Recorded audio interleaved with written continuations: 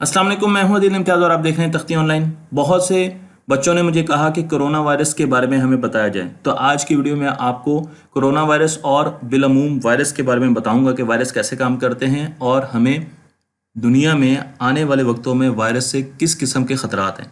तो मैं आपको इस वीडियो में ये भी बताऊंगा कि सिर्फ कोरोना वायरस ही नहीं और बहुत से ऐसे वायरस आने वाले हैं जिससे हमें बहुत ज़्यादा मुश्किलात का सामना करना पड़ सकता है, और ये वायरस ऐसी जगह छुपे हुए हैं शायद आपको उनका ख्याल भी ना आए। तो हम बात करते हैं वायरस की। वायरस क्या होता है, तो मैं आपको एक एग्जांपल से समझाता हूँ कि सपोज आपके दरवाजे पर नॉक हुई, नॉक नॉक, आपने दरवाज़ा खोला, बाहर एक डाकिया था, उसने आपको ख़त दिया और कहा जी आपका ख़त आया। आप वो ख़त अपने घर में ले आए और आपने उस ख़त को देखा, उसको खोला और उसके अंदर आपको नज़र आया डीएनए, आपको जीनोमिक मटेरियल नज़र आया और आपने कहा वाह अच्छा, तो डीएनए है, और आपने वो ख़त को बंद किया और टेबल पे रख दिया और चले गए सोने। सुबह जब आप उठे तो हर तरफ ख़त ही ख़त, घर में हर तरफ आपको ख़त नज़र आ रहे। आप हैरान हो गए कि रात को तो मैंने एक ख़त रखा था, लेकिन सुबह तो मेरा घर ख़तों से भरा हुआ है। इसकी क्या वजह है? बिल्कुल ऐसे ही काम करता है वायरस। तो ख़त ने अपने आप को रिप्रोड्यूस किया, एक ख़त से बहुत से ख़त बने। बिल्कुल ऐसे ही वायरस है। वायरस एक ख़त है, उसकी एक बॉडी है और वो बॉडी बनी होती है लिपिड की, और उसके अंदर छुपा होता है एक डीएनए, जीनोमिक मटेरियल। वायरस के बारे में यह भी कहा जाता है, बहुत से साइंसदान इसको लिविंग थिंग नहीं मानते, जानदार नहीं मानते। कुछ का ख्याल है कि लिविंग थिंग भी है, लेकिन हम अभी इस पर बहुत ज़्यादा तहकीक कर रहे हैं। कुछ लोगों का ख्याल है कि ये सिर्फ डीएनए जीनोमिक मटेरियल का एक सीक्वेंस है जो कि मुख्तलिफ जगहों पर आपको नजर आता है। तो अगर आप इसके स्ट्रक्चर की तरफ देखें तो ऊपर आपको कैप्सूल एक नजर आ रहा है जिसे कैप्सेट कहा जाता है, हेड कहा जाता है, और उसके अंदर डीएनए। और फिर आपको नीचे अगर आप देखें तो आपको शीथ नजर आ रही है, इसकी टेल नजर आ रही है, और फिर बेस प्लेट नजर आ रही है। इस बेस प्लेट के साथ जब ये किसी भी सेल पर जाकर बैठता है तो ये एक इंजेक्शन की तरह एक रास्ता बनाता है, टनल बनाता है सरफेस से, और फिर इस डीएनए को उस सेल में दाखिल कर देता है। लेकिन उससे पहले मैं आपको ये बता दूं कि मैं बैक्टीरिया फेज वायरस की बात कर रहा हूं, जिसमें आपको यहाँ पे डीएनए नजर आ रहा है और उसकी टांगें नजर आ रही हैं और आपको पेन नजर आ रही है, बेस प्लेट पेन नजर आ रही है। लेकिन इसके अलावा भी वायरस की बहुत सी शक्लें जो हम देखने जा रहे हैं। अगर आप यहाँ पे देखें तो ये कैप्सिड है, एक नंबर, अंदर डीएनए है, और फिर उसके साथ आप इसका एनवलप देख सकते हैं, ये बाहर वाला एनवलप है। ठीक है जी, ये जो मैंने आपको कहा था खत का एनवलप है। आपके पास 4 नंबर अगर आप देखें तो ये प्रोटीन है, ये बाहर आपको प्रोटीन नजर आ रही है एनवलप के ऊपर।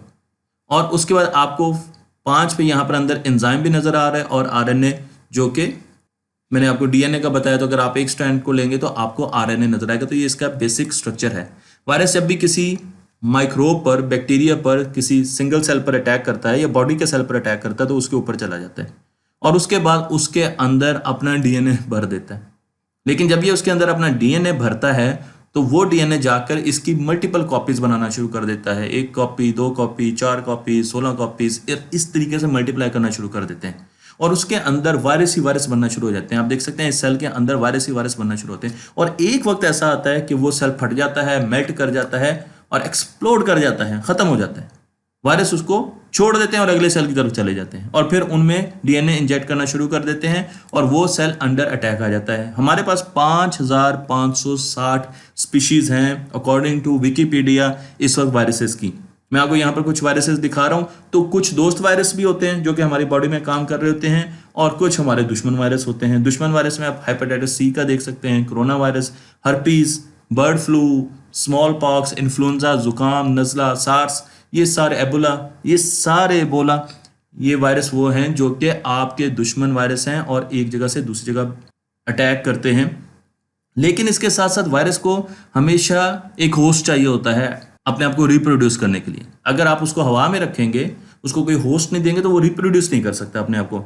लेकिन जैसे वो किसी इंसान के अंदर जाएगा, किसी जानवर के अंदर जाएगा, किसी यूनिसेलुलर को पकड़ेगा तो उसके अंदर अपना डीएनए इंजेक्ट कर करके क्या करेगा, रिप्रोड्यूस करेगा और फिर आहिस्ता आहिस्ता अपने जैसे बिलियंस ऑफ वायरसेस को प्रोड्यूस करेगा। यही काम हुआ एक वायरस के हाथों जिसका नाम था कोरोना, और उसने किया चीन के इलाके वुहान में दिसंबर 2019 में, और वहां से ये वायरस लोगों में मुंतकिल होना शुरू हुआ। जिसकी वजह से लोग बीमार होना शुरू हो गए। उनको नज़ला, ज़ुकाम, बुखार और रेस्पिरेशन में, तनफ़ुस के निज़ाम में उनको बहुत ज़्यादा मुश्किलात हुई, सांस लेने में बहुत ज़्यादा मुश्किलात हुई। और कुछ लोगों की तकरीबन 100 में से 2 या 3 लोगों की अमवात भी हो गई ऑन द एवरेज, और बाकी लोग 15 दिनों के बाद खुद ब खुद ठीक हो गए। लेकिन इस वायरस में एक यूनिक चीज़ जो हमें नज़र आई है कि ये बहुत तेज़ी से फैलता है, एक बंदे से दूसरे, दूसरे बंदे से तीसरे, और बहुत तेज़ी से फैला। और अब ये चीन के अलावा दुनिया के हर इलाके में तकरीबन पहुंच चुका है, और इस वक्त तमाम मुल्क इससे मिलकर लड़ने की कोशिश कर रहे हैं। जैसे ही ये वायरस वुहान में फैला तो उसके बाद चाइना के मुख्तलिफ शहरों में फैलना शुरू हो गया, फिर दुनिया में आहिस्ता आहिस्ता फैलता गया। इस वायरस को एक इंसान से दूसरे इंसान में जाने के लिए बहुत कम टाइम और बहुत कम बाउंड्री कंडीशंस की ज़रूरत थी, इसलिए इसने हमें शुरू में बहुत परेशान किया। लेकिन ऐसा ऐसा लोगों को पता चल गया कि इस वायरस से बचने के लिए हमें बहुत ज़्यादा एहतियाती तदाबीर करनी होगी। इस वायरस पर अब काबू पा लिया गया है, लेकिन ये वायरस, जिसे कोरोना 2 कोविड-19 भी कहा जाता है, ये एक किस्म का नमूनिया है। आपको सांस की बीमारी करता है, बुखार लेके आता है, नज़ला, ज़ुकाम, खांसी नज़र आती है, और उसके साथ साथ बहुत कम लोगों को मौत के मुंह में भी धकेल देता है। जब भी आप खांसते हैं या छींक मारते हैं तो आपके मुंह से मिलियंस ऑफ वायरस छोटे छोटे पानी के कतरों में ट्रैप बाहर निकलते हैं। बज़ाहिर हमें वो नज़र नहीं आते, लेकिन वो दूर तक जाते हैं, और अगर हमारे सामने कोई और आदमी खड़ा है तो ये वायरस उन तक पहुंच जाएंगे, उनके हाथ में लग सकते हैं, उनके मुंह में जा सकते हैं। और जैसे ये वायरस उनके हाथ से या उनके मुंह में डायरेक्टली चला गया, चाहे नाक से चला गया, चाहे कान से चला गया, चाहे मुंह से चला गया, तो ये जाते ही अपने आप को रिप्रोड्यूस करना शुरू कर देगा, और ये अटैक करना शुरू कर देगा मुख्तलिफ ऑर्गन्स पे, और उससे हमें खांसी, नज़ला, ज़ुकाम और बुखार की शिकायत हो सकती है। मैं आपको यहाँ पर कोरोना वायरस दिखा रहा हूँ। आप देख सकते हैं कि इसके ऊपर कुछ लॉकिंग मैकेनिज्म है लाल रंग का, जो कि क्राउन की तरह है, ताज की तरह है। और कोरोना वायरस से बचने के लिए कुछ एहतियाती तदाबीर की बहुत ज़्यादा ज़रूरत है, और उसमें एक ये है कि आपको अपना मुंह कवर करने की ज़रूरत है, क्योंकि ये वायरस एटमॉस्फेयर में भी काफ़ी घंटे जिंदा रहता है। तो अगर किसी जगह से कोई आदमी होकर गया जिसे कोरोना वायरस था, तो वो काफ़ी अरसे तक वहाँ पर रहेगा, और अगर आप उसके जाने के बाद भी उस जगह पर चले गए तो ये आपके नाक, कान और आँखों के ज़रिए आपकी बॉडी के अंदर जा सकता है और रिप्रोड्यूस कर सकता है।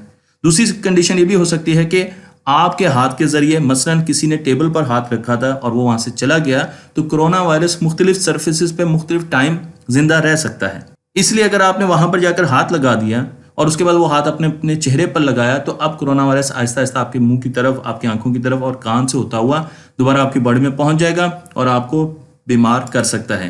कोरोना वायरस सबसे ज़्यादा अटैक करता है लंग्स पर, स्टमक पे भी करता है, स्प्लीन पर, तिली पर भी करता है, लेकिन सबसे ज़्यादा इसका खौफनाक अटैक होता है लंग्स पर। और लंग्स की वजह से आपको रेस्पिरेशन में, आपको सांस लेने में बहुत ज़्यादा मुश्किल हो सकती है, जो कि खांसी की सूरत भी सामने आ सकती है। हमारे लंग्स में एपिथेलियल सेल्स होते हैं, और उन एपिथेलियल सेल्स के ऊपर ये वायरस जाकर बैठ जाता है और आहिस्ता आहिस्ता अपना डीएनए उनमें पास करना शुरू कर देता है। अब उन सेल्स में मल्टीपल कॉपीज बनना शुरू हो जाती हैं, वायरस मल्टीप्लाई करना शुरू कर देता है, जिस तरह आपको यहाँ पे ग्रीन कलर के वायरस नजर आते हैं। और फिर एक टाइम ऐसा आता है कि वो एपिथेलियल सेल एक्सप्लोड कर जाता है, मेल्ट कर जाता है और खत्म हो जाता है। और ये कुछ दिनों के बाद, 10 दिनों के बाद बिलियंस ऑफ वायरस बना सकता है आपके लंग्स में, तो उससे आपको सांस लेने में काफ़ी ज़्यादा परेशानी होगी। लेकिन उसी वक्त इंसान का इम्यून सिस्टम, मुदाफ़ियाती निज़ाम एक्टिव होता है, और वो इस वायरस के अगेंस्ट उठ खड़ा होता है और इसको ख़त्म करने के लिए आगे बढ़ता है। लेकिन ये वायरस हमारे इम्यून सेल्स को धोखा देता है। हमारे इम्यून सेल्स जब आपस में कम्युनिकेट करते हैं तो वो एक प्रोटीन रिलीज करते हैं, और वो प्रोटीन दूसरी तरफ जाती है और कम्युनिकेट करती है, जिसे साइटोकिन कहा जाता है। लेकिन ये वायरस साइटोकिन पर धावा बोल देते हैं और एक्सेसिव सिग्नल जनरेट करना शुरू कर देते हैं। तो अब ऐसे ही है जैसे एक फौज तैयार खड़ी है और आप उनको मैसेज भेज रहे हैं कि जल्दी आओ, हमला हो गया, हालांकि हमला उतना ज़्यादा नहीं हुआ। तो बिल्कुल ऐसे ही ये वायरस आपके इम्यून सिस्टम को धोखा देते हैं। इम्यून सिस्टम को जो सिग्नल मिलते हैं साइटोकिन की तरफ, क्योंकि ये बहुत ज़्यादा एक्सेसिव साइटोकिन प्रोड्यूस कर देते हैं, उनको ऐसा लगता है कि बहुत ज़्यादा डैमेज हो रहा है, तो हमें फ़ौरन एक्ट करना चाहिए, और वो बहुत से अपने रिसोर्सेज इन सेल्स की तरफ भेज देता है। उनमें जो 2 मुख्तलिफ किस्म के इम्यून सेल हैं, उनमें एक है न्यूट्रोफिल। न्यूट्रोफिल आता है और उसका काम यह है कि उसने इन्फेक्शन को ख़त्म करना है और उसने उन सेल्स को ख़त्म करना है जो कि इन्फेक्शन का बायस बन रहे हैं। लेकिन ये वायरस न्यूट्रोफिल को कंफ्यूज कर देता है और उसकी वजह से वो अपने दोस्त सेल्स को, तंदुरुस्त सेल्स को भी किल करना शुरू कर देता है। तो जब वो फेफड़ों में आता है तो वो सही सेल्स को भी किल करना शुरू कर देता है और उन सेल्स की तरफ नहीं जाता है जिनको वायरस ने ऑलरेडी डैमेज कर दिया होता है। तो न्यूट्रोफिल के साथ तो ये करता है। और एक और हमारे पास सेल है जो कि इम्यून सिस्टम का है, जिसे टी सेल कहा जाता है। अब उस सेल का काम ये होता है कि वो सेल जो इन्फेक्शन प्रोड्यूस करते हैं, ये सेल उनको सुसाइड करने के लिए आमादा करता है। ये सेल उनको अपने आप को खत्म करने के लिए तैयार करता है। लेकिन इस सेल को भी ये वायरस करप्ट करता है और उसकी वजह से ये सही सेल्स को अपने आप को खत्म करने के लिए ऑर्डर्स दे देता है, जिसकी वजह से सही सेल ऑर्डर लेकर अपने आप को खत्म करना शुरू कर देते हैं। तो जिसकी वजह से हमारे लंग्स को बहुत ज्यादा नुकसान पहुंचता है। हम एक बीमारी का शिकार हो जाते हैं जिसे फाइब्रोसिस कहा जाता है। इस बीमारी से हमारी जो लंग्स की लाइनिंग है वो डैमेज हो जाती है और उसके बाद हमें बहुत सी और खतरनाक बीमारियां भी हो सकती हैं। ये एक ऐसा डैमेज है जो परमानेंट भी हो सकता है। लेकिन उसके बाद हमारा इम्यून सिस्टम कुछ अरसे के बाद दोबारा रीगेन करता है, उसको समझ आ जाती है और वो ज़्यादातर केसेस में इन वायरसेस को ख़त्म कर देता है। लेकिन उसमें उसको टाइम लगता है और बहुत ऐसे केसेस होते हैं जिसमें बहुत ज़्यादा डैमेज हो जाता है और इंसान जिंदा नहीं रह पाता। लेकिन अमूमन इम्यून सिस्टम इस पर हावी हो जाता है। तो हमें एहतियात करनी चाहिए। हमें एहतियात ये करनी चाहिए कि हमारा कॉन्टैक्ट, फिजिकल कॉन्टैक्ट किसी से ना हो। हम किसी के सामने मास्क के बगैर ना जाएं, चीज़ों को हाथ ना लगाएं जिनको टच करने की हमें ज़रूरत नहीं है। बार बार अपने हाथ धोएं, क्योंकि हाथ धोने से ये वायरस बहुत आराम से ख़त्म हो जाते हैं। इसी तरीके से जब आपने छींकना है तो आपने अपनी कोहनी के अंदर वाले हिस्से में छींकना है, हवा में नहीं छींकना, क्योंकि अगर आपको खुदा ना खास्ता कोई बीमारी है तो वो दूसरे तक पहुंच सकती है। तो आपने अपनी चीज़ों को यूज़ करके डिस्पोज करना है। घर में रहना सबसे बेहतरीन हल है, क्योंकि अगर जितना आप बाहर जाएंगे आपको उतने ही चांसेस है कि आपको ये बीमारी लग सकती है और ये बीमारी आपके घर में आ सकती है और फिर बाकी सब लोगों को भी लग सकती है। कोरोना वायरस आप देख सकते हैं कि अभी तक जो हमारे पास डाटा है उसके मुताबिक एक इंसान से 2.5 बंदों को लग सकते हैं, जबकि आप देखें इन्फ्लुएंजा 1.5 बंदे को लग सकता है, एबोला 2 बंदे को लग सकते हैं। इससे भी ज़्यादा वायरल किस्म के फैलने वाले वायरस हमारे पास मौजूद हैं। लेकिन कोरोना वायरस 2.5 बंदों को एवरेज लग सकता है और इसके सिम्टम्स तकरीबन 15 से 20 दिनों में मुकम्मल होते हैं, जिसमें आपको खांसी, नज़ला, जुकाम या बुखार, इनमें से कोई भी चीज़ सामने आ सकती है। कुछ लोगों को तो बिल्कुल ही पता नहीं चलता और उसके बाद आहिस्ता आहिस्ता फिर आपको सांस में दिक्कत आना शुरू हो जाती है। अमूमन इससे बचाव के लिए लोग ग्लव्स का इस्तेमाल करते हैं, जो कि एक बहुत अच्छी चीज़ है, लेकिन उनको बाद में डिस्पोज ऑफ भी करना चाहिए। और अगर आपको नज़ला जुकाम की शिकायत है तो आपको लोगों से अलग हो जाना चाहिए, क्वारंटीन में चला जाना चाहिए, ताकि आपसे ये बीमारी किसी और को ना लग सके और वायरल ना हो सके, एक्सपोनेंशियली फैल ना सके। इसी तरीके से अगर आपने बाहर जाना है तो मैं आपको बता चुका हूं कि आपको मास्क जरूर लगाना चाहिए। कुछ लोगों का ख्याल है कि मास्क नहीं लगाना चाहिए, लेकिन आज की रिसर्च ये कहती है कि क्योंकि ये हवा में जिंदा रहता है, इसलिए अगर आपसे पहले वहां 3 घंटे पहले भी वहां पर कोई बंदा कोरोना वायरस से होकर गुजरा है तो उसके जरासीम, उसके वायरस वहां पर मौजूद होंगे और अगर आपने मास्क नहीं लगाया तो आप उसे इनहेल कर सकते हैं। अब सवाल आता है कि कोरोना वायरस आया कहाँ से? बहुत से लोगों का ख्याल है कि ये बैट से आया, कुछ लोगों का ख्याल है ये सांप से आया। तो मैं आपको ये बताना चाहता हूँ कि अभी तक जो हमारी रिसर्च है वो ये कहती है कि ये बैट से आया। और बैट से क्यों वायरस आता है उसकी एक हैरानकुन वजह है कि हमारा इससे पहले जो वायरस आया था, सार्स वायरस, वो भी बैट से आया था। और सार्स वायरस, जिसे सीवियर एक्यूट रेस्पिरेटरी सिंड्रोम कहा जाता है, इसका और कोरोना वायरस का 96% जो जीनोमिक मटेरियल वो मिलता है, डीएनए मिलता जुलता है। इसलिए हम ये ज्यूम कर सकते हैं कि ये भी मोस्ट प्रोबेबली, ज्यादातर इसका चांस यही है कि ये बैट से आया होगा। और बैट से क्यों आया होगा? क्योंकि बैट्स में 137 मुख्तलिफ किस्म के वायरस रहते हैं।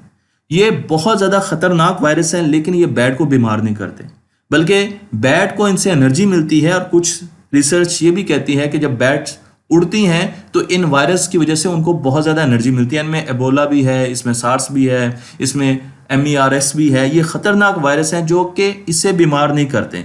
लेकिन जब ये वायरस बैट से किसी तरीके से इंसान में आते हैं तो इंसान के लिए ये डेडली वायरस हैं। इंसान का इम्यून सिस्टम इनका खात्मा नहीं कर सकता, बहुत मुश्किल होती है, जबकि बैट का इम्यून सिस्टम इनके लिए बनाया।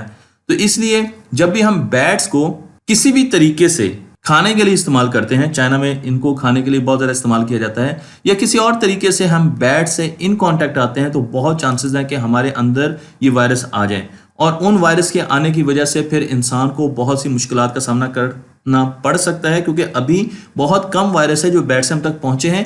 137 वायरस हैं बैट से। लेकिन क्या सिर्फ यही वायरस हैं जिनसे हमें डरना चाहिए?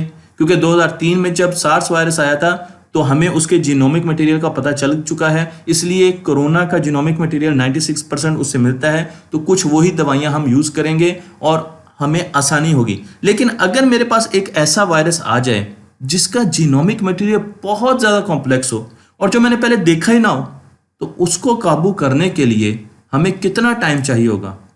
तो मैं आपकी मुलाकात कराता हूं बहुत से ऐसे जायंट वायरसेस से जो कि इस वक्त हमारी दुनिया के ठंडे इलाकों में बर्फ के नीचे कैद हैं और अपनी बारी का इंतजार कर रहे हैं। 15,000 साल से ये बर्फ के नीचे कैद हैं, और जैसे जैसे ये बर्फ पिघल रही है, ग्लोबल वार्मिंग हो रही है, तो इन वायरसेस को उम्मीद की किरण नजर आ रही है कि ये बाहर निकल सकते हैं, क्योंकि ये बहुत ज्यादा कॉम्प्लेक्स वायरसेस हैं। इनको डिकोड करना, इनकी सीक्वेंसिंग करनी, इनके जीनोम की बहुत मुश्किल होगा, और फिर उसके लिए हमें कोई मेडिसिन या वैक्सीनेशन लाना बहुत मुश्किल होगा। और जब ये वायरस बाहर निकलेंगे तो ये एक एक वायरस हमारे लिए बहुत ज़्यादा तबाही ला सकता है। लेटेस्ट रिसर्च हमें बताती है कि 33 ऐसे वायरस हैं जो कि 520 से लेके 15,000 साल तक पुराने हो सकते हैं, और इस वक्त वो हाइबरनेट किए हुए हैं इन बर्फ के बड़े बड़े इलाकों में, बर्फ के नीचे। इनमें से 28 के बारे में हम बिल्कुल नहीं जानते, हमें नहीं पता वो वायरस कैसे हैं और वो क्या असरात हमारे ऊपर डाल सकते हैं। वो जब हमारी बॉडी में दाखिल होंगे तो वो कैसे हमारी बॉडी उससे रिएक्ट करेगी। इसलिए जब हम इस वायरस से फारिग होंगे और अपनी फैक्ट्रियां दोबारा चलाएंगे और ग्लोबल वार्मिंग ज़्यादा होगी, ज़्यादा CO2 प्रोड्यूस करेंगे, तो आहिस्ता आहिस्ता ज़मीन में गर्मी बढ़ती जाएगी, और ज़मीन में गर्मी जब बढ़ेगी तो फिर आहिस्ता आहिस्ता ये बर्फ़ पिघलेगी, और इस तरफ से बैट के अलावा दूसरी तरफ से बहुत बड़े वायरस आने जा रहे हैं जो कि हमारी ज़िंदगियों को और ज़्यादा मुश्किल बनाएंगे। तो हमें ज़रूरत क्या है? हमें ज़रूरत यह है कि ग्लोबल वार्मिंग की तरफ तवज्जो दें, लेकिन उसके साथ साथ हमें इस चीज़ की बहुत ज़्यादा अशद ज़रूरत है कि हम वायरस पर तहकीक करें।